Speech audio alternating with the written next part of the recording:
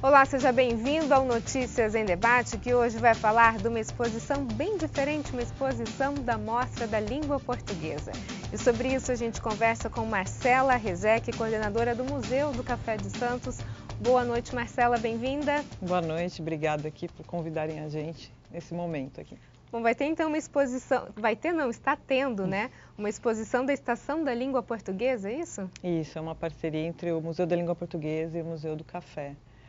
É uma parceria que há muito a gente vem procurando fazer e agora conseguimos finalizar com essa exposição itinerante que o Museu da Língua Portuguesa já levou para várias cidades do estado e agora veio para o Museu do Café aqui em Santos para falar um pouquinho, né, da nossa língua, a sua importância, as pesquisas todas desenvolvidas em cima desse tema tão importante. A Estação da Língua Portuguesa, ela é um tantinho, um pedacinho do Museu da Língua Portuguesa, é isso? É um reflexo das pesquisas que foram desenvolvidas ao longo dos anos e, assim, aquelas ansiedades que o público tinha em relação à língua portuguesa e que poderia caminhar, né? Porque você pegar um museu e conseguir fazer um pocket, uma exposição itinerante, não é fácil. Mas justamente foi o trabalho que foi desenvolvido pela equipe do Museu da Língua Portuguesa, que era fazer esse pocket e carregar essa exposição e falar um pouquinho do que é desenvolvido dentro do museu. Então a ideia é essa. Então você tem vários temas dentro de uma exposição só. Agora, é a primeira vez que vem aqui para Santos, não? Se eu não me engano é a segunda vez, mas para o Museu do Café é a primeira. E aí ela percorre várias cidades do estado de São Paulo, é isso? Isso, ela vai percorrendo e às vezes, dependendo da cidade, agrega alguma coisa na exposição ou não. No caso aqui a gente teve um espaço a mais também. Então depende um pouquinho de como ele vai se adaptando também de acordo com cada cidade. O Museu do Café acabou agregando a exposição, a pessoa vai lá, conhece o Museu da Língua Portuguesa e já vai também conhecer o Museu do Café, é isso? Na realidade, toma um cafezinho lá? Na realidade o pessoal vai ter uma surpresa, né? Quem for visitar essa exposição do Museu da Língua Portuguesa dentro do Museu do Café vai conhecer o segundo andar do museu, que não era aberto ao público ainda, e agora a gente abriu a público. Então também você ganha uma curiosidade nova ali quando você vai conhecer.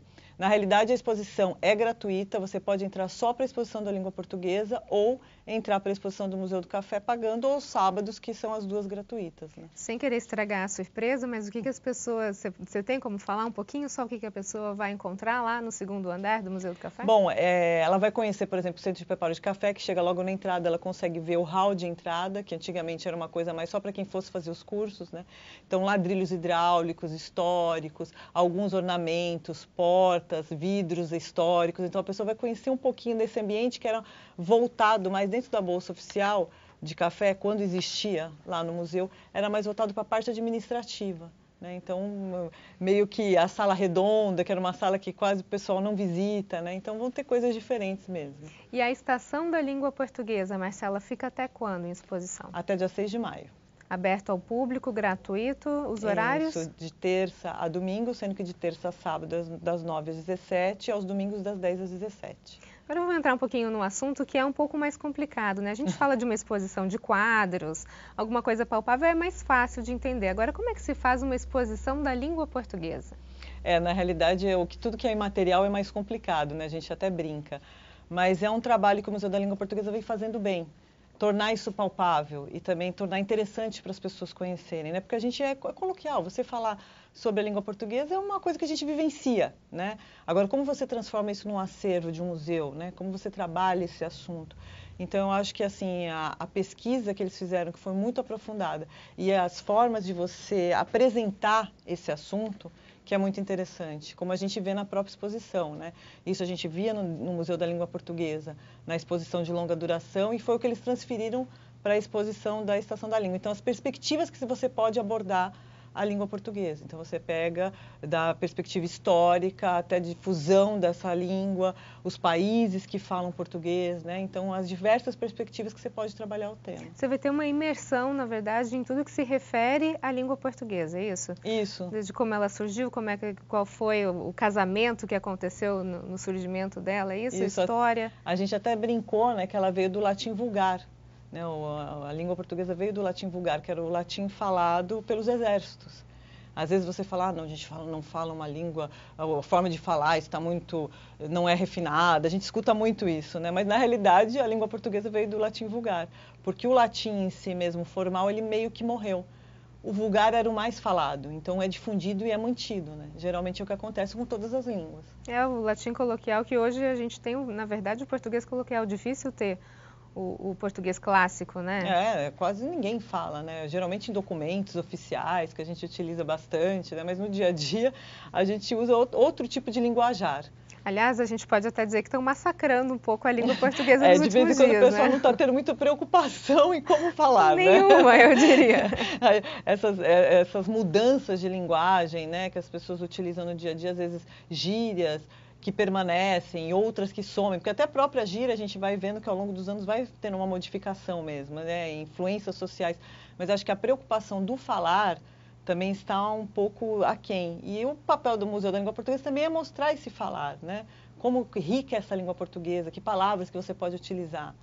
Acho que a importância do comunicar também, né, Marcelo? Às vezes quando a gente fala em língua portuguesa, às vezes se pensa nessa questão só de gramática e de colocação pronominal, verbal, enfim. Mas quando a gente fala de comunicação e o quanto a língua portuguesa ela foi importante na formação do povo, na comunicação, né, a gente acaba tendo um outro olhar em relação à língua portuguesa. É verdade, até no próprio entendimento, né? Como você interpretar as palavras que você está lendo. Então, eu acho que isso hoje é um grande problema para a maior parte da população. Você não só falar o correto, vamos dizer assim, né? Mas também interpretar o que você está escutando, o que você está falando, o que você está escrevendo ou lendo, né? Isso é um grande desafio. Hoje a gente vê, né, nas escolas, nas universidades, o que tem de gente que se chama de analfabeto intelectual, não consegue entender, não consegue fazer interpretação, a própria leitura, né, não consegue interpretar as letras, consegue juntar, né? Mas o que significa isso? Dor. É mais ou menos isso, é verdade. E aí o papel do museu é justamente nessa educação não formal, que às vezes a escola tenta, né, passar isso, mas o museu vem com a parte do não formal, do divertido também, né, do lúdico. Então entra com essa formação, essa parte educativa, né? Agora, foi fácil fazer isso, Marcela? Porque a gente está falando de algo que não é palpável, né? Quantos profissionais foram envolvidos para tornar essa mostra lúdica e interessante para as pessoas? Bom, o conteúdo foi todo desenvolvido pelo Museu da Língua Portuguesa, que é uma equipe que hoje é enxuta, né? Até pelas questões do incêndio que ocorreram, mas envolveram muitos profissionais, desde pesquisadores até expógrafos. É um circuito que é até engraçado quando a gente vai dar formação em relação ao que o museu faz para o público, né? Então, eles começam a entender que vai desde a pesquisa, como a pessoa levanta todo aquele conteúdo, até como concebe toda aquela exposição. Então, realmente são vários agentes que participam. Ok, então no próximo bloco a gente continua a falar sobre o Museu da Língua Portuguesa aqui em Santos. Nós voltamos em instantes. Até já. Notícias em Debate está de volta e o nosso assunto de hoje é a Estação da Língua Portuguesa que acontece em Santos.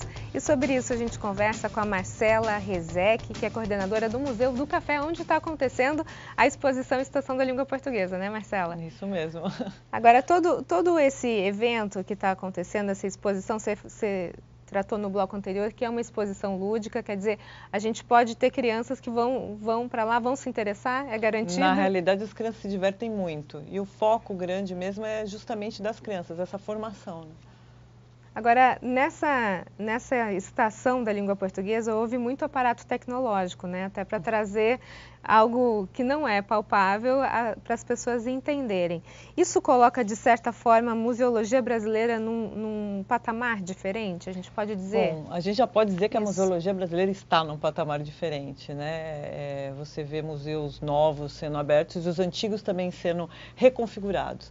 Porque o público pede coisas novas hoje, né? Então a gente não tem mais aquela museologia estancada. A gente tem uma museologia ativa, né? Uma museologia lúdica que leva para as pessoas e também quer saber o que essas pessoas desejam dos museus. Então eu acho que essas parcerias, por exemplo, no caso do Museu da Língua Portuguesa e do Museu do Café, é justamente para você conseguir trazer coisas novas também, não só relacionadas ao seu acervo diretamente, mas assuntos transversais que você consiga trabalhar no museu. E acho que a forma, né, como você transpor o conhecimento para a pessoa, isso tem mudado muito, né, Marcela? Tem. Não é só colocar o acervo lá, esperar a pessoa ler a legenda e entender. Não, não. Até porque existem diferenças, né? o Museu da Língua Portuguesa e o Museu do Café também trabalham com isso, um pouco do patrimônio imaterial.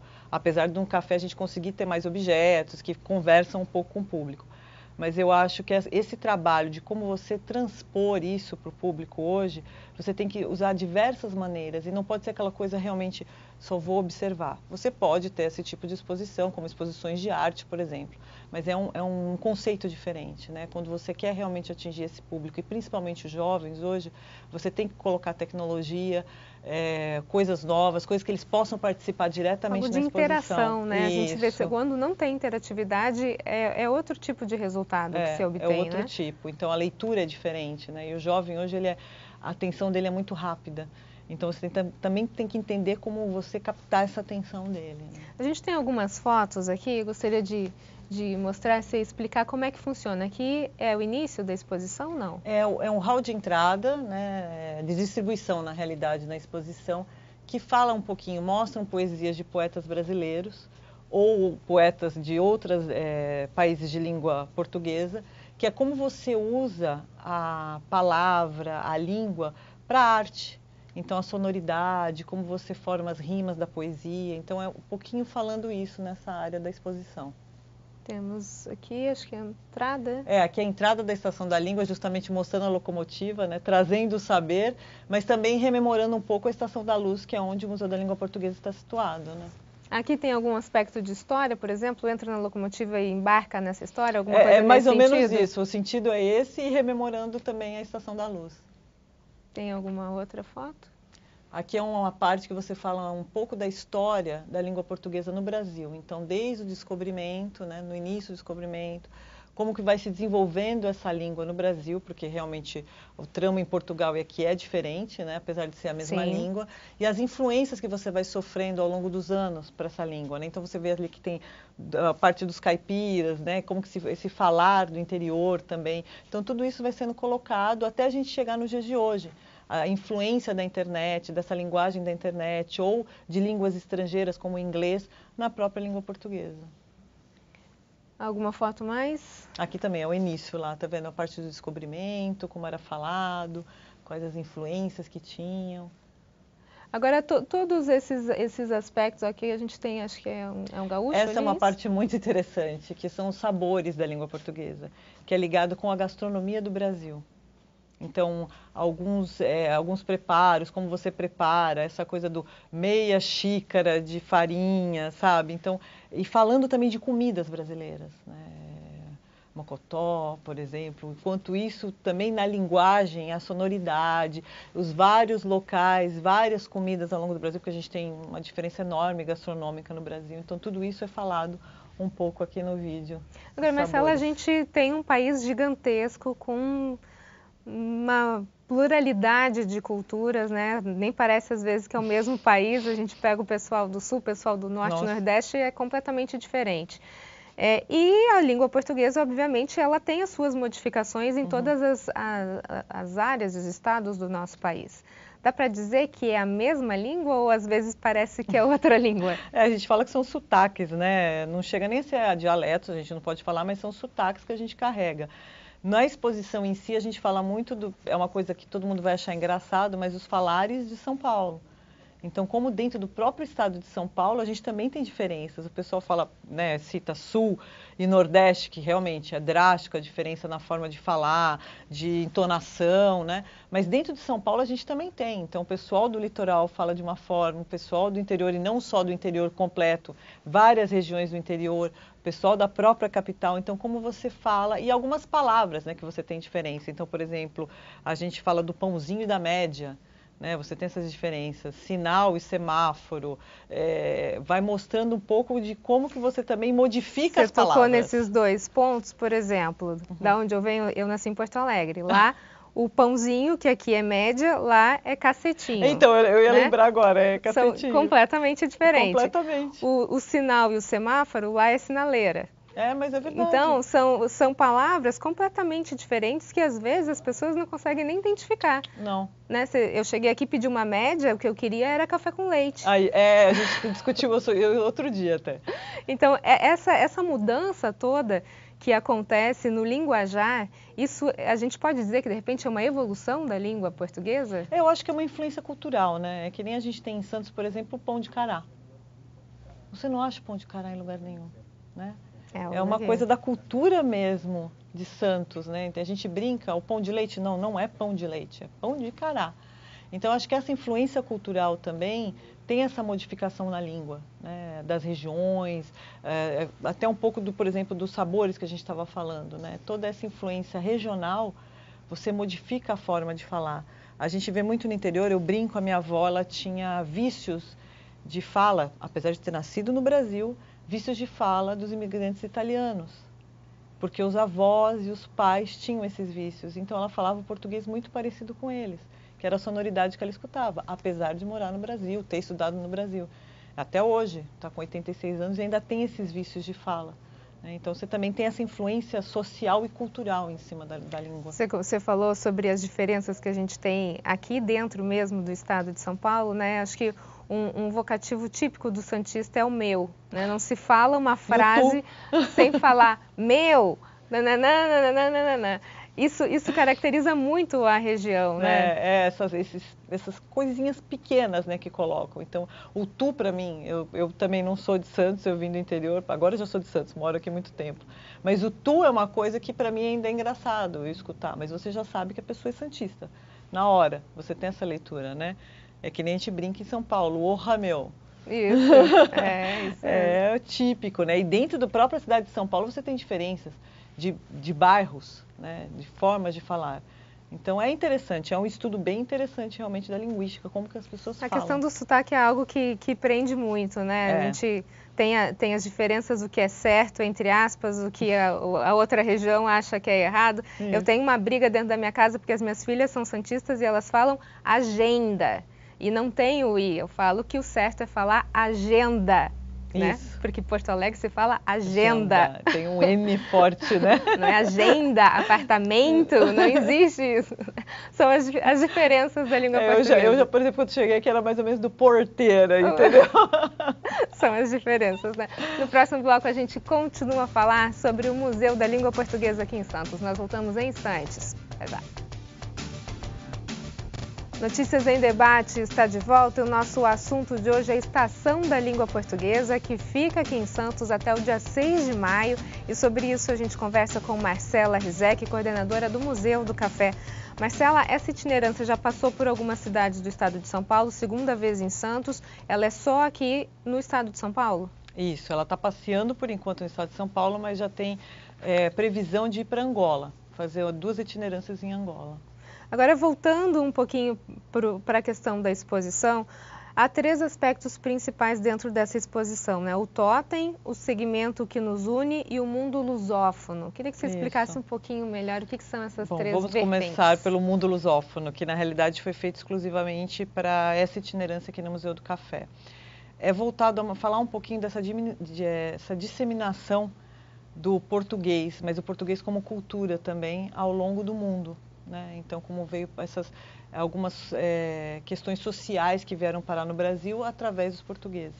E esse totem é focado, na realidade, mais até para os professores. Então, é uma formação que a gente dá dentro da exposição, né? Para esses professores, como eles explicarem essa difusão, como saiu de lá de Portugal, né? Veio para cá, foi para Angola, os diversos locais que os portugueses colonizaram, como foram feitas essas colonizações, né? Então, é uma breve explicação sobre isso.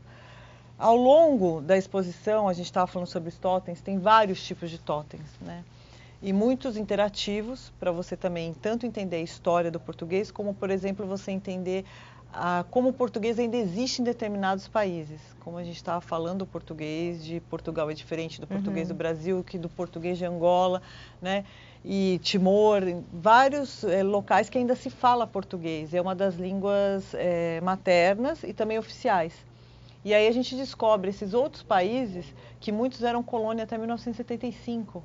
Por exemplo, né? Diferente da gente, que lá atrás já deixamos de ser colônia. Não, eles ainda eram colônia até 1975, se não colônia de Portugal, de outros países, né? Então, a influência também dessas outras línguas dentro da língua portuguesa, que ainda é oficial.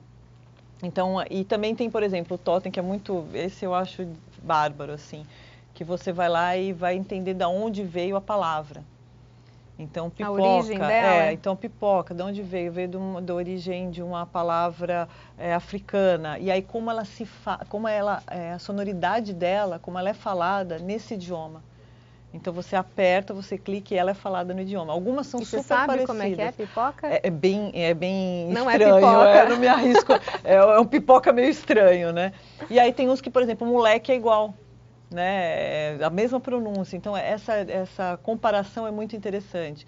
E é um totem que você vai lá interativo. Então as crianças adoram, ficam horas ali, porque são várias palavras que você consegue descobrir, né? Então não só a influência das línguas africanas, mas italianas, francesas, né? Abajur, por exemplo, né? Como se fala de fato. Então é bem interessante. Agora você está falando na questão da pronúncia. Agora tem muita diferença também em significado? Olha, o pipoca não, por exemplo, era uma coisa do empipocar mesmo, né? A ideia era de bolinhas, né? Então, o que a gente usa como empipocar era muito próximo. Poucas são diferentes, eu acho que até um ajuste mesmo de fala, não é nem só do significado, o significado se mantém de certa forma. A gente falou da questão dos sotaques, agora eu gostaria de falar um pouquinho sobre a questão das palavras em desuso. Quer dizer, a gente vai caminhando, vai acompanhando a história, a língua portuguesa não está estancada, não está fixa naquele lugar, né? Ela vai acompanhando a globalização, tem a questão da internet, né? A interferência de outros povos, de outras línguas, outras nacionalidades, enfim. Começar agora sobre essas palavras em desuso. A gente pode dizer que tem algumas palavras que não se usa mais, né? Justamente a gente estava discutindo, a questão social e cultural influi, né, nessa linguagem. Então, às vezes, ou são objetos que não existem mais, ou a cirola, por exemplo. Alguém usa mais? Não, a gente não usa mais essa palavra, né? Porque não tem mais o objeto em si. A gente estava até discutindo agora há pouco, o borocochô. Era uma coisa que a minha avó usava muito. Ai, tá borocochô, né? Não era o chateado, era o borocochô. Então, essas palavras, né? Você tinha citado também, a gente estava conversando, né? O proclame, que é o reclame, reclame, né? Não tem, né? Você não usa mais, realmente, são palavras expressões antigas, né? A gente vê, por Muito. exemplo, eu escutei muito minha mãe falar, fulano é um pão. Ela falou para minha filha, fulano é um pão, a criança olhou e falou, como assim é um como pão? Assim? O que quer dizer que ele é um comer, pão? Né? O que é um pão, né? É verdade, isso realmente vai caindo em desuso, até as próprias gírias, né? Que a gente fala. Ele é um gato, vai saber quanto tempo isso vai durar, realmente, é a mesma coisa do pão, né? Então as gírias também caem em desuso, como é uma coisa, eu acho que as gírias até mais do que a língua em si, porque você usa como uma forma de expressão daquele momento, da situação, da época, do período, né? Então realmente cai em desuso. E objetos, como a gente estava falando, que acabam perdendo o uso, né? A gente tem muito isso nos museus. Sim. Que às vezes tem um objeto lá, a pessoa fala, nossa, nunca tinha ouvido falar desse objeto, né? Então é realmente o desuso, você não usa mais, pronto. Agora, apesar de toda a mudança que a gente está vivendo, essa questão de globalização, internet e redes sociais, onde o português foi, nossa, massacrado, né? A gente vê as hashtags com tamo junto, vamos lá, vamos bora, bora, o que é bora? Né?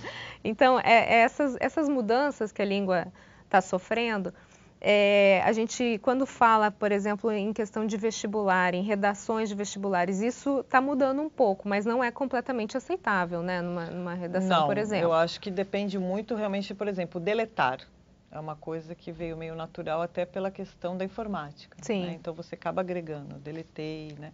Agora, algumas coisas, por exemplo, tamo junto, não tem como você falar que está correto na forma de escrita, né, de falar de uma coisa Pelo menos não agora em abril de 2018. A gente não sabe daqui uns anos realmente isso tem uma reconfiguração daqui uns anos e mude, assim como caíram muitos acentos, por exemplo, que a gente utilizava. História e história, você estava falando, por exemplo, eu quando estava na escola, né, agora eu vou entregar a minha idade, história e história eram utilizadas de forma diferente, significados diferentes. Né? Isso aí a gente deixa para lá, porque na minha época também. Marcela, muito obrigada pela sua participação. Sucesso legal, aí obrigada. no museu. Notícias em Debate fica por aqui. Uma ótima noite para você. Até mais.